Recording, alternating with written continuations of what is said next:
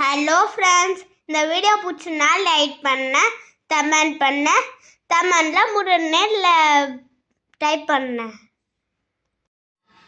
இன்னைக்கு முருகன் ஒரு வரி மந்திரம் சொல்ல போகிறோம். இது நல்லா கவனிச்சுன்னா முருகனே அந்த திரை தன்னுள்ள வருவார். முருகனை நினச்சி இந்த தன்னை மூடி 108 முறை சொல்லுங்க. இந்த வேண்டுதல் எதாக இருந்தாலும் முருகன் நிறைவேற்றுவார். உங்களுக்கு என்ன வேணுமோ முருகன்கிட்ட தாராளமாக கேட்கலாம்.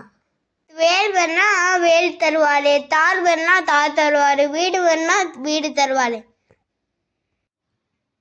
நீங்கள் என்ன வேணா கேட்கலாம். அதான் ஹார்ட் ஒர்க் பண்ணி வேலை பார்த்துணும்.